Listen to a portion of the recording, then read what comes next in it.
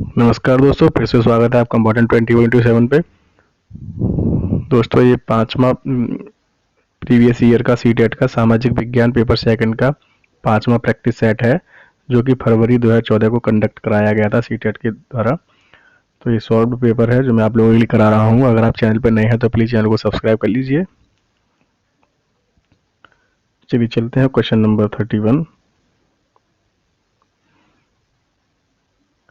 निम्नलिखित प्रश्नों के उत्तर देने के लिए सबसे उचित विकल्प चुनिए। क्वेश्चन नंबर 31, निम्नलिखित में से कौन सा कार्य राज्य सरकार का है? तो राज्य सरकार का कार्य है केवल 10वीं कक्षा में बोर्ड परीक्षा को बंद करना या चालू करना। जो भी राज्य स्तर पर कार्य हों वो कार्य राज्य सरकार के हैं। दलित और आदिवासी लड़कियों द्वारा स्कूल छोड़ने की दर सबसे अधिक है। तो सबसे अधिक है आपकी गरीबी और सामाजिक भेदभाव के कारण। निम्न में कौन सा विज्ञापन सामाजिक नहीं है? तो आपका जीवन बीमा, जिंदगी के साथ भी जिंदगी के बाद भी। ऐसे मुद्दे की पहचान कीजिए जिसके महत्वपूर्ण होने के बावजूद मीडिया ने शायद ही उस पर ध्यान दिया है। पीने का पानी। न्यायपालिका के संदर्भ में निम्नलिखित प्रावधानों में से भिन्न को पहचानिए। शक्तियों का पृथक्करण। सर्वोच्च न्यायालय द्वारा निर्धारित डी के वासु दिशा निर्देश निम्नलिखित में से किसके बारे में है? तो ये है किसी व्यक्ति को गिरफ्तार करने, रोके रखने तथा उनसे पूछताछ करने के लिए विभिन्न एजेंसियों द्वारा प्रयोग किए जाने वाले तरीके।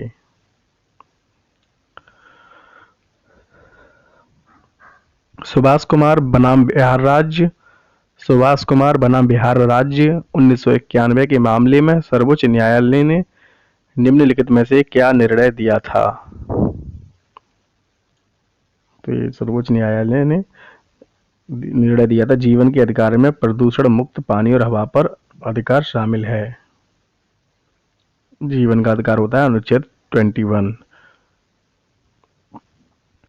वर्तमान स्कूल आधारित आकलन में पारस्परिक बाह्य परीक्षा की किस विशेषता को शामिल नहीं किया जाता? चौथा इसका राइट आंसर होगा अधिगम के केवल शैक्षिक पक्ष पर बल। एक नए प्रकार के कार्य को देने से पहले शिक्षिका को अपने विद्यार्थियों को अवश्य बताना चाहिए कि इस कार्य को करने से प्राप्त अधिगम से उसकी शिक्षिका विद्यार्थियों से अपेक्षाएं क्या है।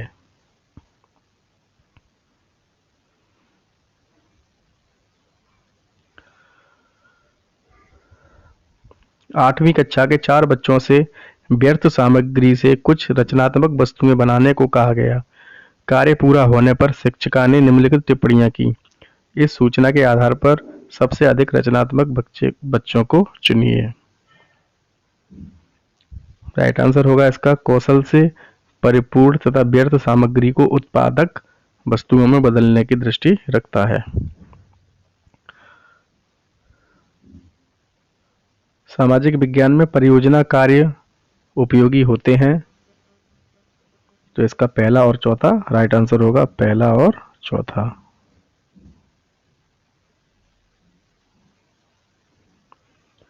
सामाजिक विज्ञान में अध्यापकों के लिए क्षमता निर्माण कार्यक्रम अनिवार्य है क्योंकि उन्हें सामाजिक विज्ञान के विभिन्न घटकों की अवधारणाओं और शिक्षण पद्धति में स्पष्टता की जरूरत है। सामाजिक विज्ञान की किसी कक्षा में निम्नलिखित में से कौन सा तरीका यह समझने के लिए उपयुक्त है कि ग्रामीण क्षेत्रों में सार्वजनिक और खुले स्थान तेजी से लुप्त हो रहे हैं? तो ये होगा सर्वेक्षण परियोजना, राइट आंसर। राष्ट्रीय शिक्षा नीति 1986 ने निम्नलिखित में से किसके लिए एकीकृत कार्यक्रम विकसित करने का सुझाव दिया था? तो विकलांग बच्चों के नियमित स्कूलों में पढ़ने के लिए। 8वीं कक्षा की एक छात्रा किसी दिए गए विषय को लिखने में अक्षम होने के परेशान है, उसकी अध्यापकों से सलाह देती है कि वह दिए गए कार्य को ऐसे भागों में बांटकर करे जिनकी उसको अच्छी तरह से समझ हो। इस तरीके के लिए निम्नलिखित में से कौन सा अधिक उपयुक्त है? तो उपयुक्त जो है ये है, विषय से संबंधित जानकारी देने वाले दो स्रोत खोजें और उनके बीच एक सी समानताएं ढूंढें।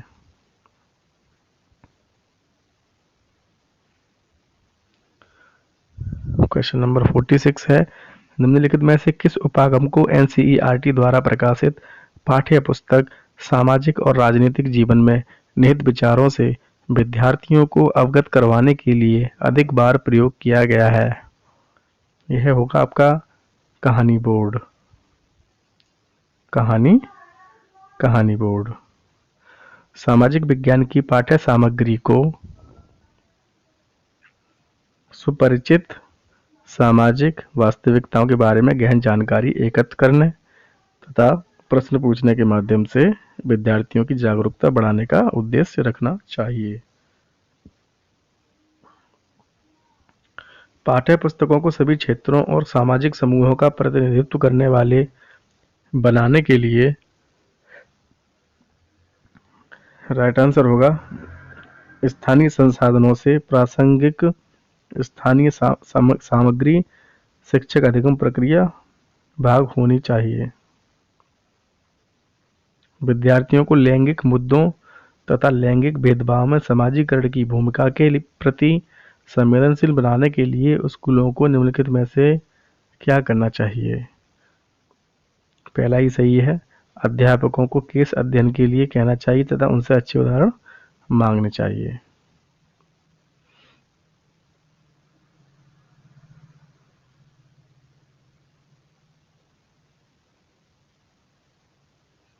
क्वेश्चन नंबर 50 है, राज्य सरकार के कार्यों पर चर्चा करते हुए स्वास्थ्य, जल, यातायात इत्यादि से संबंधित मुद्दों पर चर्चा की जा सकती है जिससे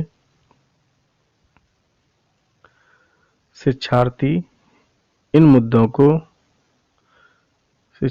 मुद्दों को समझने तथा इन पर आलोचनात्मक विचार करने के लिए स्वतंत्र हों।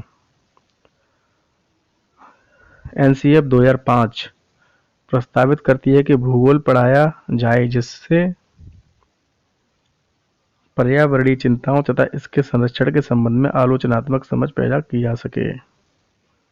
सामाजिक विज्ञान की शिक्षण पद्धति और संसाधनों के बारे में एनसीएफ 2005 के अनुसार सामाजिक विज्ञान शिक्षण के लिए निम्नलिखित में से किसको अपनाना चाहिए? निम्नलिखित में से किसको अपनाना चाहिए? इसका पहला ही राइट आंसर होगा ऐसे तरीके जो रचनात्मकता और आलोचनात्मक परिप्रेक्ष्य को बढ़ाते हैं। किसी सामाजिक विज्ञान की कक्षा में शिक्षक का मुख्य लक्ष्य होता है स्वतंत्र सोच निर्मित होने तक विद्यार्थियों की सहायता करना, सूचना को छोटे छोटे भागों में बांटकर अंश तथा पूर्ण में संबंध स्थापित करने की योग्यता डैश है। तो यह है आपका विश्लेषण करना। शैक्षिक गतिविधियों पर विद्यार्थियों द्वारा खर्च किए जाने वाले समय को बढ़ाने के लिए अध्यापक को निम्नलिखित में से क्या करना चाहिए? कक्षा की गतिविधियों तथा संक्रमण काल के लिए योजना बनाए, पढ़ाए और समय सारणी लागू करें। प्रेरक अधिगम इंडक्टिव लर्निंग निम्नलिखित में से किस उपागम के विपरीत है? तो ये विपरीत है प्रतिपादक शिक्षण।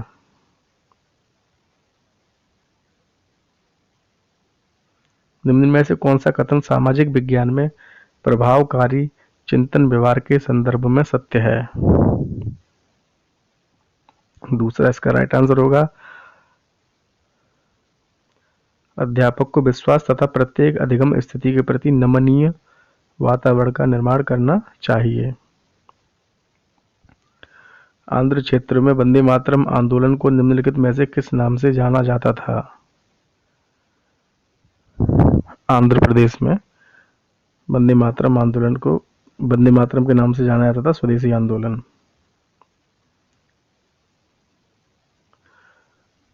निम्न में से किस विदुषी ने स्त्री और पुरुष के बीच सामाजिक अंतरों की आलोचना पर आधारित पुस्तक स्त्री पुरुष तुलना का लेखन किया था? तो ये थी ताराबाई शिंदे। 19वीं सदी में ईसाई मिशनरियों ने भारत में क्रिश्चियन शिक्षा को क्यों लागू करना चाहा? भारतीयों को कंपनी सरकार के प्रति वफादार बनाने के लिए।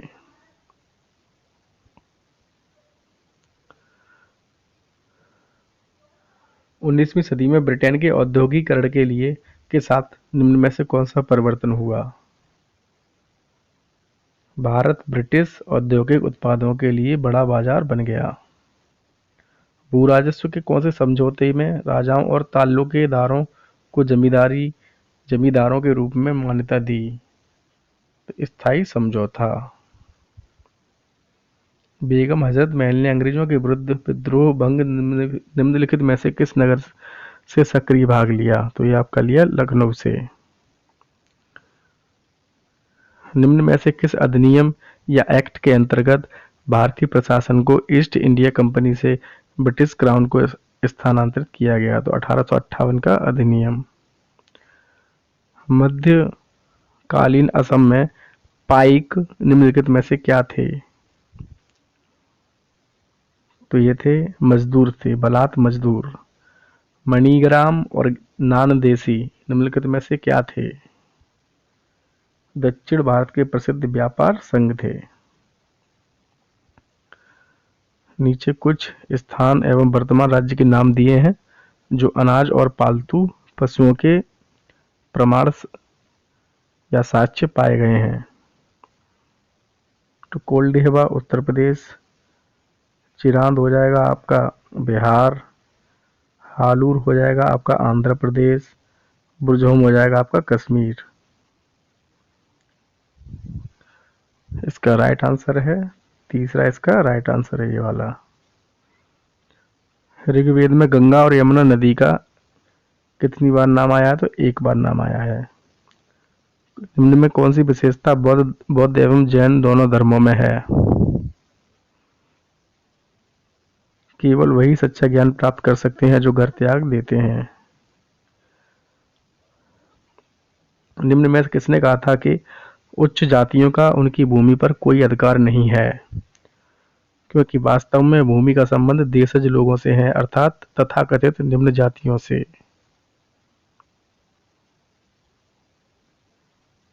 तो ये थे अपने ज्योतिबा फूले। गुलामगिरी की रचना की है इन्होंने।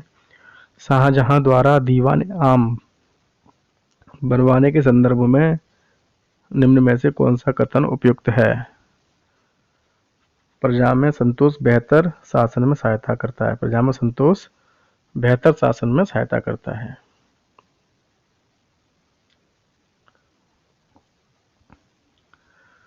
तमिलनाडु के चिंगलेपुर जिले में उत्तरामेरूर के शिलालेख में निर्धारित नियम के कारण निम्नलिखित में से कौन सभा के सदस्य नहीं बन सकते? वे जिन्होंने अपना हिसाब किताब नहीं दिया। वे जिन्होंने अपना हिसाब किताब नहीं दिया था।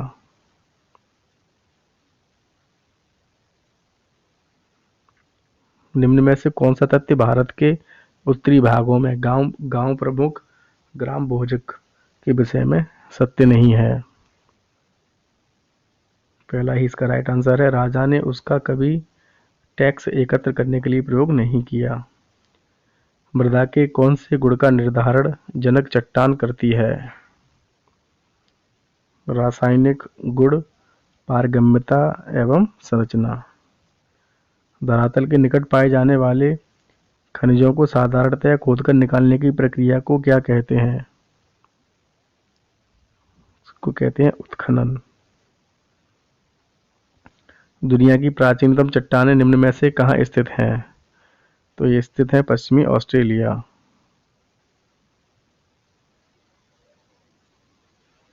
कच्चे माल को अधिक मूल्यवान उत्पाद में बदलने वाली क्रिया को क्या कहा जाता है? कहा जाता है इसको द्वितीयक क्रिया। अपैची और क्रो निम्नलिखित में से क्या हैं?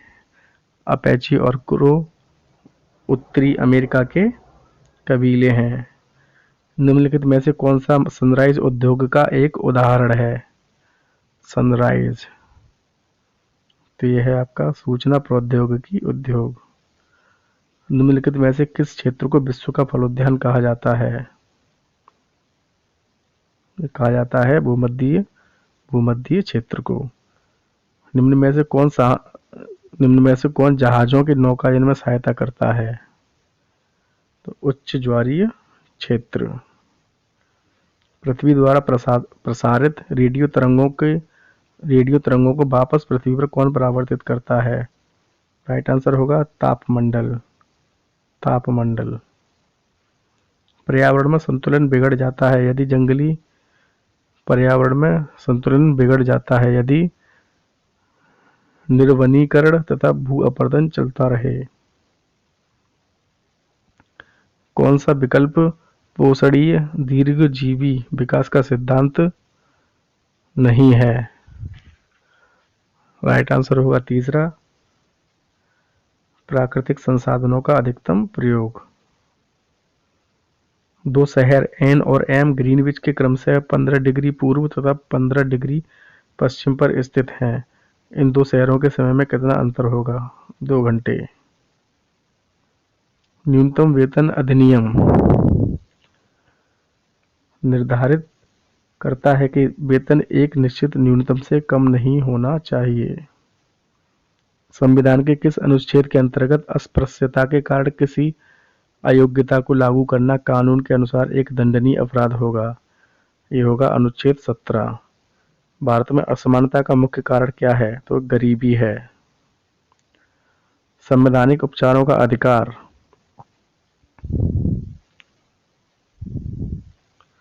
नागरिकों के मौलिक अधिकारों की रक्षा करता है। हिंदू उत्तराधिकार संशोधन अधिनियम 2005 के अनुसार निम्नलिखित में से क्या सत्य है? तो इसमें यह सत्य है, पुत्रों पुत्रियों उनकी माताओं का पारिवारिक संपत्ति में बराबर हिस्सा होता है। दोस्तों वीडियो समाप्त होती है, कल मिलते हैं। अब चैनल पर नए हैं और अगर वीडियो पसंद आई हो तो प्लीज़ चैनल को सब्सक्राइब कीजिए। धन्यवाद।